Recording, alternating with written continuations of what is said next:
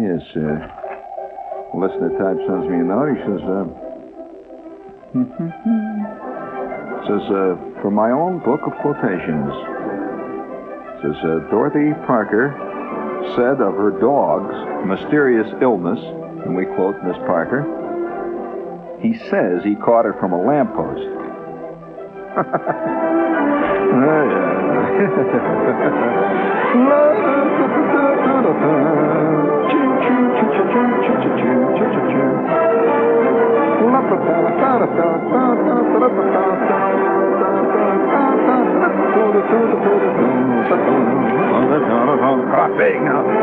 Don't give him a minute's rest. Up on the table, let's go. Telephone.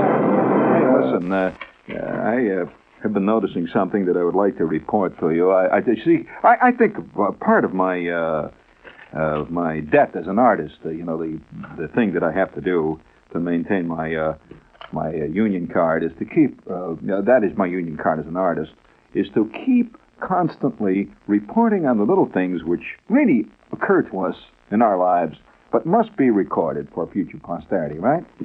Okay, I guess all posterity is future, correct, Emo? I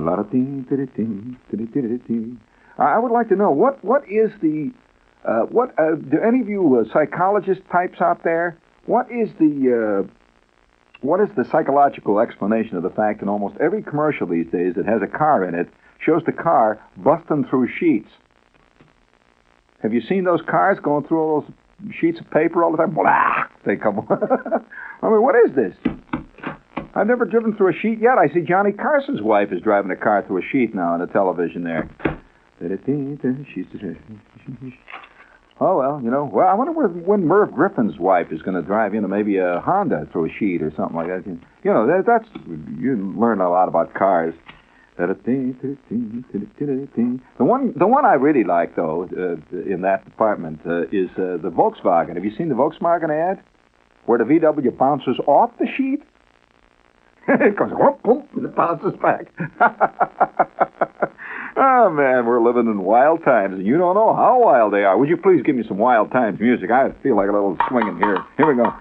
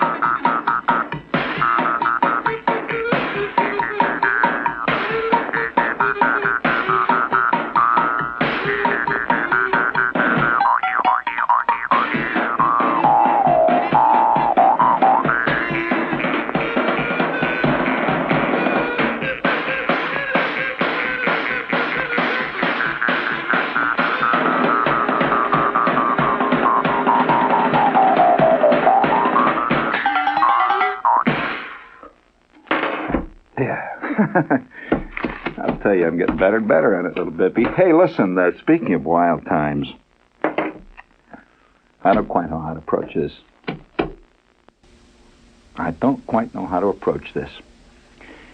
Well, I'm going to approach it head on. That's what I'm going to do. Before we do that, have you got that little Tijuana Bippy in there? Hit the ding-dong there. This is your way to identify yourself, friends. If you wonder who you are. It's something new, baby, for you. Maybe you know who you are. It's a little cigar, slim and mild. Tobacco that's aged like wine. Yeah, that reminds me. Slim and mild, and you know who you Shepherd is popping open a Tijuana Small right now. Tijuana Small. It's something new, baby, for you. Maybe you know who you are. It's a little cigar.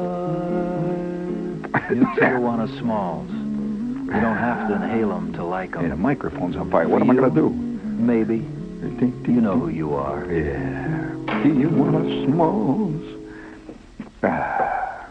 Shepherd is now puffing on a Tijuana Small. These commercials are terribly suggestive, you know. I find myself going ape. Sometimes when I watch a beer commercial, you know, a real groovy one, you see the beer pouring out of guys' ears. Hey, you know, one of my favorite beer commercials currently is the one where this fantastically giant guy comes into this bar. Did you see this? Haven't you seen this one? Where the two bartenders are saying, hey, Manny, he should be in any minute now. He usually comes in at 5:15. He'll be here right away. Get the glasses out. And he gets this tremendous stein out. And then in the door comes this gigantic man. Have you seen this guy? He's 18 feet tall. I mean, it's not a cartoon. It's a real guy. He's fantastic. And he's with this beautiful chick who comes right about up to his waist. And he comes in and says, hello, guys. They're regular. And with that, these two guys give him this tremendous stein. It's a beer. It's enormous. He's got his special glass. And he says, here you are, Ernie. He gives it to him. And he gives her, the regular-sized stein, which comes about up to the stem of the other one. It's a little tiny thing. And he says, here you are. And he stands back and he says, look at that, rich, full, delightful goodness, deep, satisfying soul. And then there's a quick shot, and you see it's empty now. He's drunk and all. And the guy says, how's that? He says, fill it up again, right to the top. End of the scene. What a commercial. And every time I see that, I say to myself, I gotta have a beer. That's what they're designed to do, you know. I gotta have a beer. Well, I mean, these are times that, we're on all sides of us. Temptation is calling. I mean, there has been probably in recent memory of man, probably in the recent history of man, probably going back 1,000 years, there has not been a time when there have been more temptations being waved at more people simultaneously on all levels of all types than at any other point in history. I mean, a lot of guys living in the days of Rome, I mean, they just heard about orgies. I can guarantee you, that was something that happened down at the old palace. That's about it, They weren't orgying around. I mean, the guys that drove the trucks and, ran the subways and all that stuff in Rome, they were too busy driving the trucks and cleaning up the streets and that. It was only the guys that had the dough, lay around on these pads, and have these Nubian handmaidens drop grapes in their traps, and they'd lay there, see, and out would come these chicks, oh, fantastic. They'd bring out an entire roast elephant or something. Yeah, they'd bring it all the way from Africa. Did you know that? They really did it, man. And they'd bring out this big thing, these guys lay there and eating, and the chicks are swimming in a pool, made of nothing but bees, honey, and mead, and they're swimming, squirting the stuff up in the air. Fantastic scenes. But only a few actually saw it in those days. Not so in our time. Immediately, there's 7 guys, filmmakers, are filming it. And within 15 minutes, it's down here at Cinema 28 or Cinema 46. And all these, the ordinary guys are standing in line waiting to see it. And then it goes on television later, and it says, edited for television. Well, they don't, You've seen those signs? It's edited for television. The other day I saw they had on Lassie You know, the real Lassie movie. Did you know the Lassie series is made from a movie? It says Lassie, and then it says edited for television. I wonder what racy scenes they cut out. I'm just curious, you know. Well, you know, they could, you know, Lassie, you know, a little hanky-panky there in the bushes sometimes around them fire plugs and stuff. You know, you never know. So, nevertheless, I felt a little cheated. It says, edited for television. So, we're constantly under the barrage of millions of subtle temptations. Oh, yeah, they're calling for you continually to try cocaine. There's a whole group in the whole world of people who are constantly trying to turn on the other guys to whatever it is they're hung on, see? No matter, it doesn't make any difference. Because when you're hung on something, what you want to do is proselyte. What you want to do is recruit. Recruiting is a great urge in the human soul, somehow. And so you like to see others topple with you down the long slide to hell or wherever it is you go. Oh, yeah, you don't want to be the only guy in that big chute, do you? Oh, no, you want a whole crowd with you, yelling and hollering, blowing horns and throwing confetti, you know, all of you sliding down at once, you see, and then all of a sudden you hit the bottom, see, and there's hell down there. Come on, get the big one there. See, you come whoop down the slide, and then boom, into the river Styx you go, you know. And there, hello there. Hey, what's the matter? Well, you took it off. Oh, you reset it then, okay. I guess because I broke my arm down, huh? That's all right. All I got to do is move, man, and I can move mountains in this. That's one of the great things about being in this business. You give, look, watch now, watch me. I wiggle my ear, see, watch what's happening. Whoop! There it comes, zap, there, see, I move my ear there, see, this guy, oh, hold it there, hold it, oh, no. Sometimes you won't, there's nothing you can't, stop it, cut it out, you're cold. That's enough. Holy smokes, I am swimming. Can you imagine doing your dog paddle in the river Styx? Trying to stay. That was bad. I shouldn't have done that. Yeah, well, I can't help it. You know, what are you going to do? It's just this, you know, it's the way it is this time. But nevertheless, we're constantly under barrages of various types of temptations. I'm going to do everything. Oh, yeah, there's the one commercial that says, you only live once.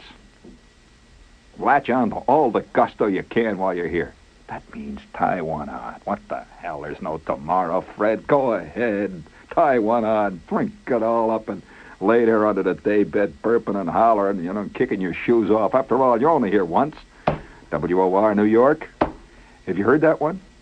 Tie, yes, of course.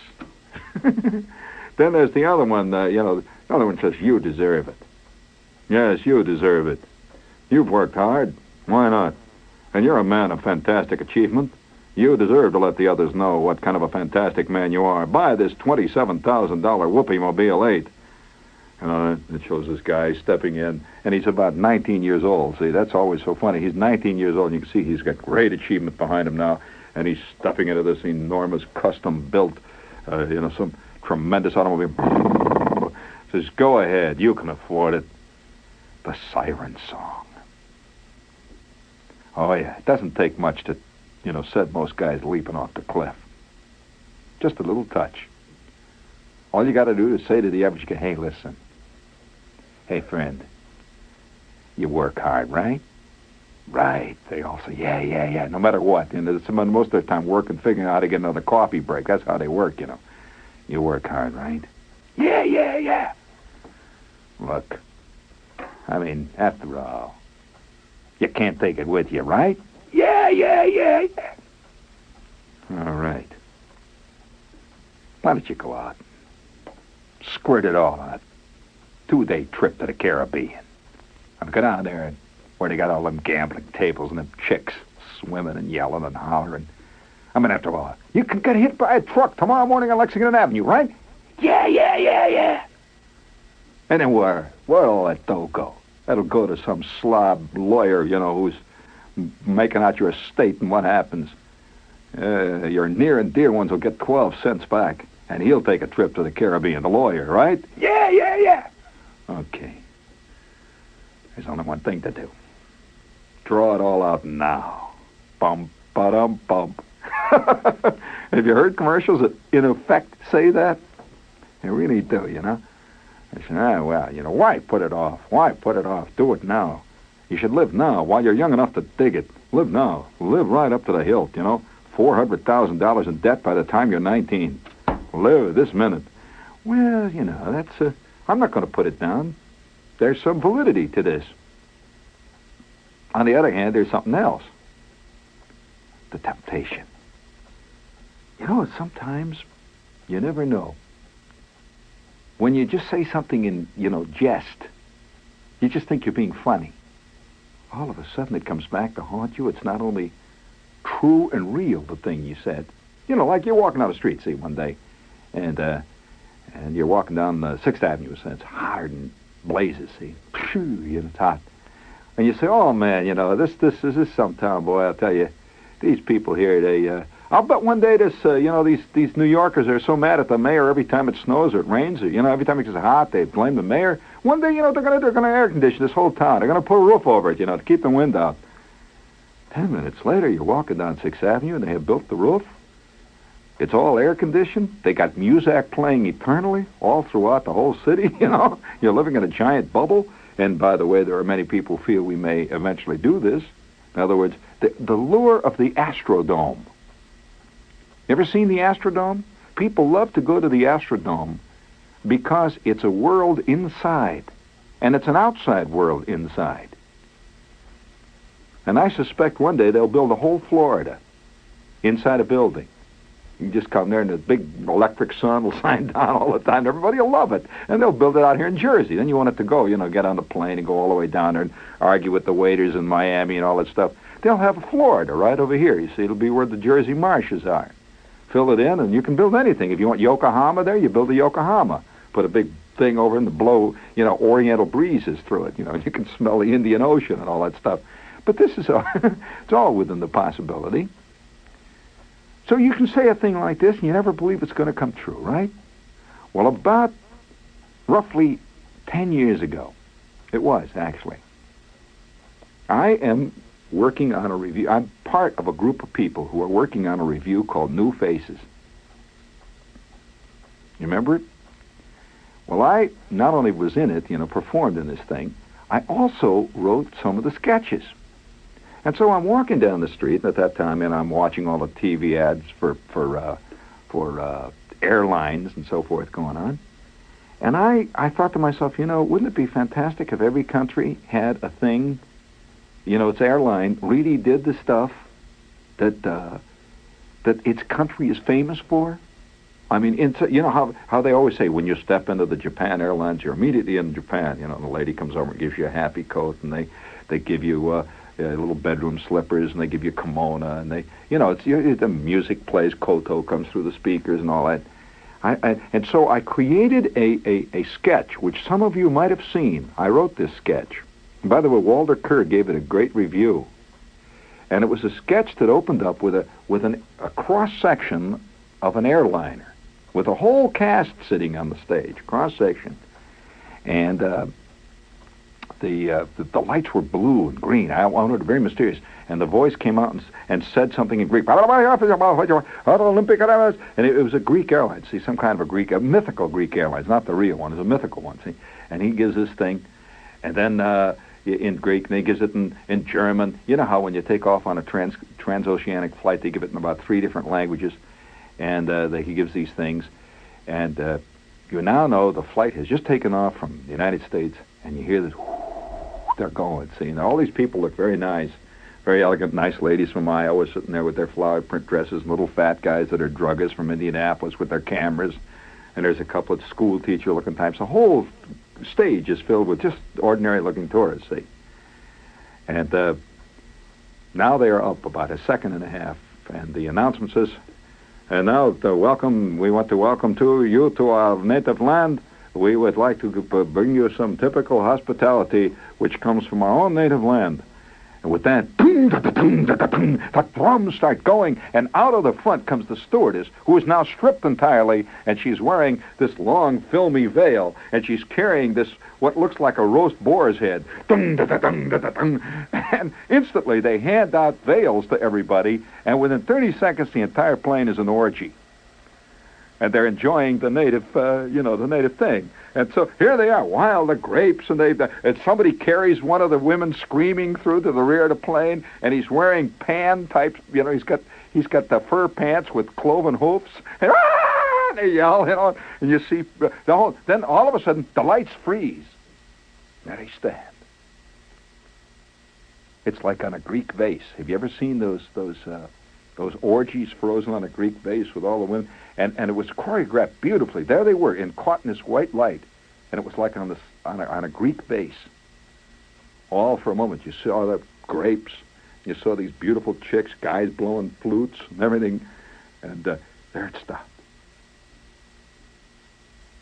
Then the light quickly, swift, boom, there was just black. The whole theater was black, and then zap, it got light again.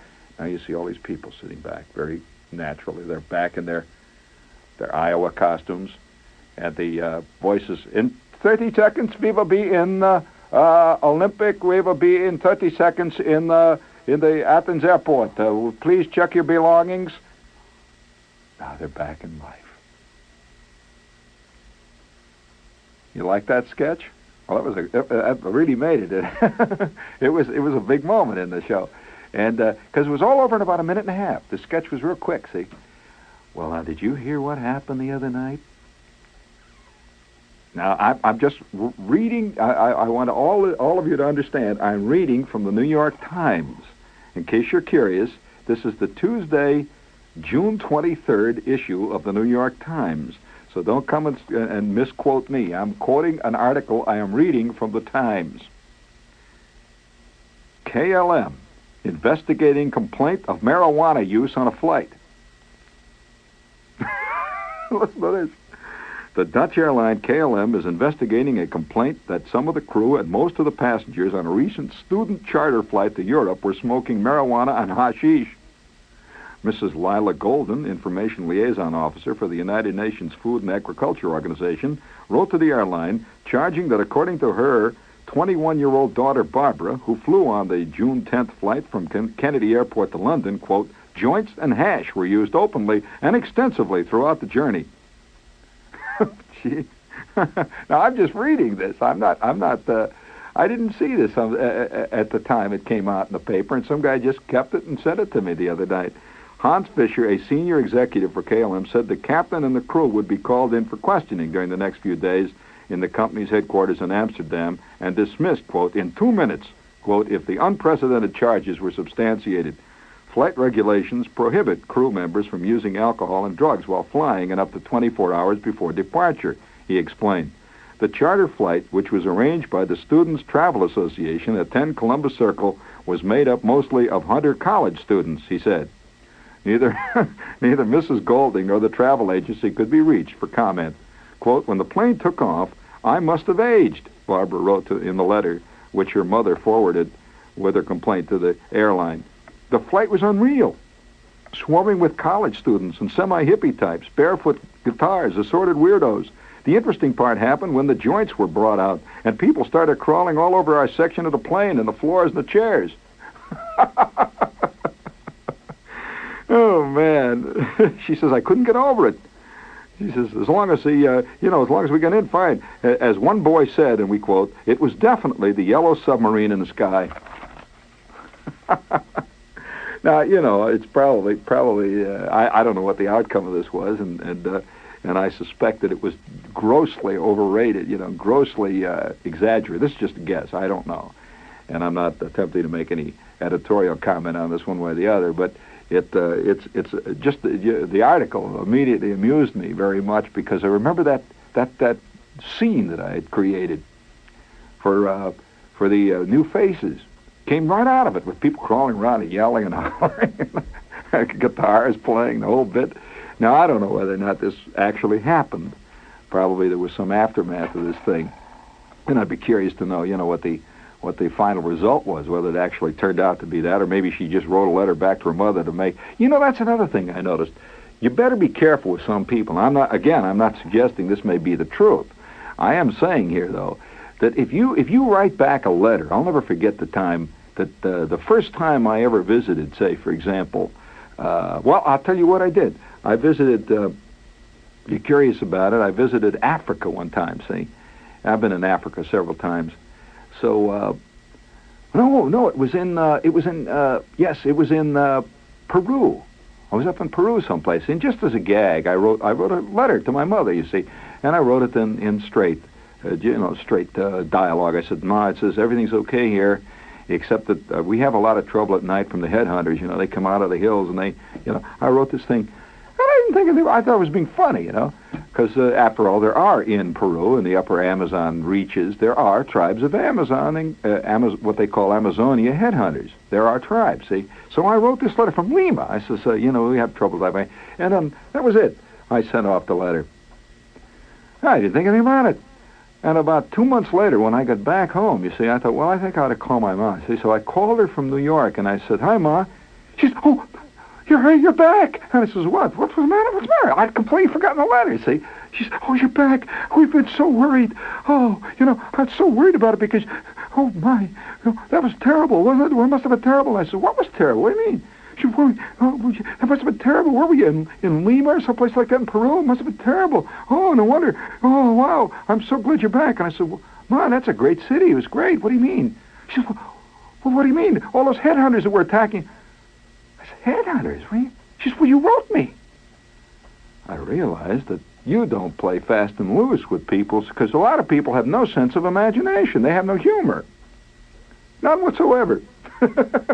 So you got to be careful, when you write, especially when it deals with airplanes. People have a real, very nervous thing about airplanes generally, and they'll believe anything you say about them, anything. Because this is again part of that nervousness that people have about aircraft. And so if I were to write to my mom and say, hey, Ma, we had trouble on the way across, I took, Fig Newton Airlines, and boy, don't ever take that airlines. We had trouble, one of the wings fell off. And, the only way we could make it all the way over to Europe was they asked all the passengers to flap their arms out of the windows, and keep us up in the air there. We had to fly all the way by flapping our arms. She'd believe it. She said, I think that's terrible. I hope they gave your money back. After all, you must have been very tired by the time you got over there, flapping your arms all the way over to Europe. Well, now, you got to be careful about people, the humor of that type. Because as a pilot, I sincerely doubt this story. Sincerely. Not only sincerely, I totally doubt it. And I go on record saying that. But I don't know the outcome of it in the aftermath of it. I just totally doubt it. Now, on the other hand, though, there are some stories you can't doubt. Some things happen. Like one time, I'll tell you a story about a brewery one time. We talk about beer. A friend of mine had a friend, and this was in the Midwest, and he had a friend that worked down at the brewery, one of the big major breweries there, see? And he said, boy, we ought to go over there sometime in the afternoon. And I said, why? He says, well, you know what happens in the afternoon. He says, all these guys get down there. He says, all the guys that work in the brewery, he says, they get totally drunk, and they sing and yell, and they run around the brewery there, and they have a great time in the afternoon there. I said, oh, come on, you're kidding. He says, no, they really do. These guys get, every afternoon they have a big beer party. I says, no kidding. By George, they did. Unfortunately, the story got out, and within 5 minutes, about 90% of the people who worked at the brewery were fired. And a whole new crew came in that were WCTU members, and from that day on, there was nothing happening at the brewery. But these things happen. I mean, they do. In fact, one of the if you go on side issues like that, I remember one time a guy telling me, he says, listen, he said, he worked at a foreign car place where they used to import foreign cars. And he says, boy, some of these fantastic cars come in. He says, this was a very special importer. They didn't bring in one kind. They brought in all kinds of stuff, racing equipment, everything else. He says, man, he said, boy, he says, why don't you come down with me on one weekend? He says, and we'll have some fun. I says, what? He says, well, we take these things out. We really run them out. I says, no kidding. And sure enough, the guys were working at the foreign car place. And, of course, it was totally against all orders. They had keys. They'd come back and take out this tremendous Maserati racer. Blah! For about 4 hours, they drive around. Blah! And they're having a great time. And they had a track. These guys had a track that they used to test these things out, and these guys are whipping around, at 170 miles an hour, and they take it back, they put them back, and then, of course, a couple of days later, the man who really bought it buys it, and he thinks it's not a mile on it. It's great, And this is not happening now, I will assure you, but these things happen.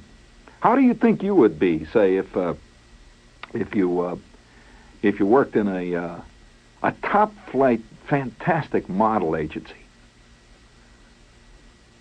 I mean, would you do nothing but, make phone calls to other guys and set up lunches? How would you act? What would you do? That's right. Okay. That's the way life is, friends. I mean, after all, we're only human. And being human reminds you of a lot of things, I mean, it's a human thing. This bulletin from the WOR newsroom. Former Newark Mayor Hugh Adonisio was convicted tonight on federal extortion and conspiracy charges in the alleged $1.4 million city contractor kickback scheme. Further details on the 11 o'clock news. Back now to Gene Shepard. I'll tell you, if I could just have the greatest way I can think of of dying is to have X forever. Oh yeah. You know what would happen? By the end of the third day, you'd say, oh, what a drag this is getting to me. Come on. Hey, my kid brother, one of the first jobs, this is a funny story, one of the first jobs my kid brother ever had was, he was in high school. So we used to answer ads in the paper, for a job. So he answered a blind ad. It says, wanted kid with good muscles for healthful outdoor work. By the way, anytime anybody says that in an ad, look out. I mean, look out. You're going to replace a pile driver or something. And it says, healthful outdoor work. No experience needed. And so he fills this thing out, and he, waits, and a couple of days later, he gets this letter back. It says, yes, come into this office. So he goes down to this place, and he came home out of his bird. He came home. We didn't have no idea where he was going, what kind of a job he had. He came home absolutely flipped out. And he says, you'll never guess where I got a job. And I said, what? He said, I got a job at the Wilson Banana Company. I said, the Wilson Banana Company. My kid brother, by the way, had a thing on bananas. Well, now, you have a favorite fruit. I mean, everybody has, like you may dig peaches all the time. Well, he had an absolute thing on bananas. He loved bananas. And, of course, bananas are not too cheap, and so he never got too many bananas. Bananas would come out, and my mother'd get a couple of pounds of bananas. He'd knock down a banana or two, and that's about as far as it went, but he loved bananas. So Randy got a job at the Wilson Banana Company. And he says, it's fantastic. He says, you know what they said? And I said, no. They said you can have all the bananas you want. He said, you eat all the bananas you want. And I says, no kidding. He says, yeah. And I says, well, what did you do today? He says, well, they just took me around and showed me what I had to do. And I says, well, what do you do? He says, well, these bananas come in on this boat. He says, it's down by the lake. And they come in on a boat, and we all go down. He says, a whole bunch of us guys go down, and they have them hanging in stalks, the big stalks, see? I don't know where they ship them from. He said, but we go in and grab the bananas, see? We throw them on our back, and they give us this leather thing like an Iceman wears on our back, see? We throw it on our back, and we lug it down this long, he says, they got a long gangplank, like. We bring it down, and we put it into this big truck that's got hooks in it. We just hook it up on a thing there, and we just load the bananas all day long. We can have all we want. I says, really? Yep. The next day. Now, you want to hear a sickening story? The next day, it's a terrible story. The next day, I'm not working. It's the summertime, see. I hadn't got my job yet. I'm spending all my time knocking around tennis balls with Schwartz, see. So about 2 o'clock in the afternoon, my kid brother leaves for work. He's all hipped up, he's got on his T-shirt and everything. He leaves for work about 8 o'clock in the morning. He's going to go down the first day at the Wilson Banana Company. So he leaves for the job. And about 2:30 in the afternoon, I'm messing around in the house eating a peanut butter sandwich. The phone rings. My mother picks up the phone and says, yes, who? Who is this? Excuse me, what was that name again? Oh, I see. Yes, this is Mr. Shepard, yes. He what? When? Where is he? Really? We'll be right there. And she hangs up the phone. She says, quick, we got to go. Quick, quick, quick. We got to go. Boom. Hit it big. We got to go. And we run out of the house, see, and my car is parked out in the back. I said, what's the matter, Ma? She says, quick, hurry up. It's Randy. It's Randy. Ah! Where do we go? We went to St. Margaret's Hospital. That's where we went. We went to the second floor, and there was my kid brother in a bed. Apparently he had eaten over 37 pounds of bananas in the morning. And by that afternoon, they started to ferment, and by 2:30, he was a living Vesuvius. Kaboom! Kaboom! Friends, you get a lot of bananas down in that gut of yours when they ain't used to a lot of bananas, and they're ripe bananas, friends. You work in the sun for about 3 hours, and then eat more bananas, work in the sun for another couple of hours, eat more bananas until your gut looks like a beach ball in the middle of a hot August afternoon in Jones Beach. Work another 20 minutes, and boom!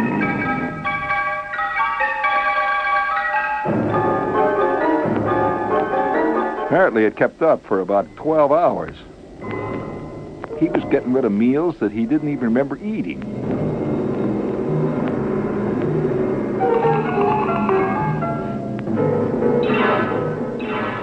He lost 19 pounds in one day.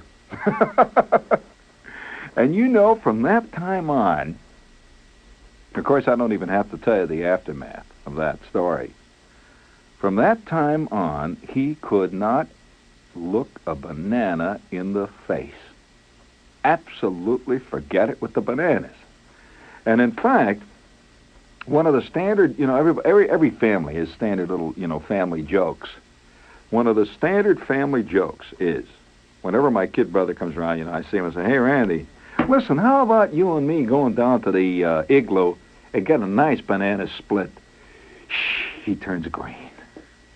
It's just like Pavlov's dogs. The instant you mention banana, he starts, whatever, no matter what he's been eating, he says, oh, don't talk about bananas. Oh, don't talk about bananas. Oh yeah, you can have, for years you can go and not be able to look something in the face because of one fantastic night, which I had one night. Do you know that it wasn't until my late teens that I could get myself to eat a hamburger. Now, the hamburger is a very innocent thing. Hardly anybody do you know who cannot stand the taste of hamburgers, right? Well, let me tell you what happened to me with the hamburger scene. I am exactly 9 years old. I am at the Patrol Boys picnic. Now, any of you ever been a patrol boy? You know what a patrol boy is, don't you? Well, see, we had, I was a member of the patrol boys, see, and you have the white belt, whole bit, and every day after school we'd stand out in these street corners, and throw rocks at insulators and stuff like that, and help Airedales across the street, and yell at trucks, and the usual stuff, see. And so every year they had a patrol boys picnic, which was an annual big event. All the patrol boys from all the different schools would come to this thing, and it was held in the Hammond, Indiana equivalent of Central Park, which was a place called Wicker Park, great big public park, see. And so on this particular Patrol Boys picnic, again 9, I was, at a certain age in your life, there's only 2 things you want to eat, maybe 3 things. Hot dogs, hamburgers, and peanut butter and jelly sandwiches. That is standard kid food, right? Okay. And that's a period you go through. You won't eat anything else. You'll eat a lot of other junk, like you'll eat potato chips, you'll drink root beer, you'll Yoo-hoo, you'll eat a lot of popsicles, that kind of stuff. But if your mother says, what do you want for supper tonight? You say hot dogs. Or you say hamburgers. Or you say peanut butter and jelly sandwich. That's what I want. And milk, with chocolate mixed in it. That stuff. That's a standard kid scene, see? Well, all right. One of our things in our house, in our home, one of the moments, my father used to have all these little things like a special treat. We'd have a special treat, like he'd bring home some ice cream. Well, a special treat would be when he would stop at the Red Rooster and bring home a bag of cheeseburgers and hamburgers. That was a big deal. And he'd bring the cheeseburgers and hamburgers and say, forget the meatloaf tonight, forget the red cabbage, we're going to have, here, a special treat. And he whips out the hamburgers, and everybody, yay, my kid brother, wow, wow, wow. You know, open comes the hamburgers, and my mother has a big bottle of root beer. We sit around and have root beer and hamburgers, which is fun, you know. Well, that was a big treat. And therein, in the big treat syndrome, lies that avenue of total disaster. If there's a thing you like too much, it is the thing that's going to kill you. It's always this way. If you happen to like a glass of wine, look out. Look out. If you happen to like tall, thin-stem blonde girls with stainless steel teeth, look out. You're liable to get one day, friend. Nothing but ashes for weeks after that, right? Well, patrol boy picnic. We get in the buses. We all go out. Me and Schwartz, Flick, Bruner, the whole crowd, all the patrol boys. And we're yelling and hollering, having a groovy time. We arrive out at the patrol boy picnic, and they have all the food laid out. Tremendous park benches, and all these PTA mothers had fixed it all up, say, park benches. And what do they have this year? Usually they had just kind of little stuff like cake. You'd get a little cake and cookies maybe and some yoo-hoo or something. They had tremendous piles of White Castle hamburgers. They had enormous pots full of boiled hot dogs and buns. And you could have all you want, which is fatal. Fatal. Me and Schwartz and Flick and Bruner went through that line 85 times at least. And every time I went through, I grabbed the hamburgers. They were the most expensive. See, I love the hamburgers. I'd grab a hamburger down the trap, and I'd go back around, get in line again, down another hamburger. And in between hamburgers, I would drink knee-high orange, an explosive mixture. An explosive mixture. I have now put away about 85 hamburgers, about 15 bottles of knee-high orange, and I'm in the middle of the sack race, which was being held, you know, to give away the prizes, and me and Schwartz are hopping along in the sacks, going up and down like that, see, and we're leading. And Schwartz is giggling and yelling, come on, let's go, when all of a sudden, it, boom! Any long-distance runner, any guy who's ever run the cross-country will tell you what about 5 hamburgers will do before the race, at a certain point in the race. Down I went in my sack. This stuff is pouring. Schwartz falls beside me, you know. He's pulled down by the sack. He sees what I'm doing, and that's very catching. Very catching. And Schwartz starts. And the two of us are laying in the middle of the sack course race, laying it out. It just poured out. Hamburger, hamburger, hamburger after hamburger. Then up comes pieces of onions, grapes, all the rest of the jazz. About 15 gallons of fermented knee-high orange comes out. And I remember the school nurse. I'm laying on one of the benches now. And she's got water. She's putting cold presses on my head. She's looking down at me. Says, now, try to just lie still for a minute. I'm looking up at the sky, and I can see clouds floating around.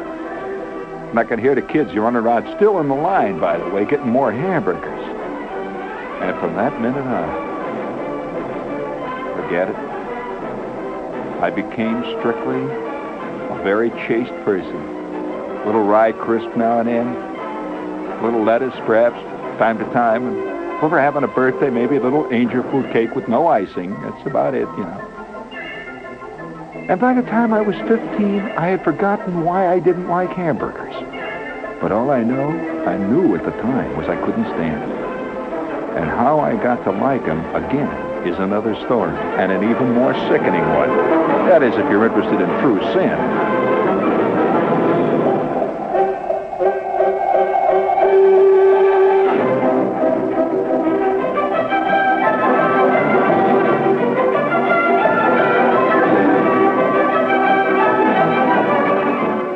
Stay tuned now for Lester Smith.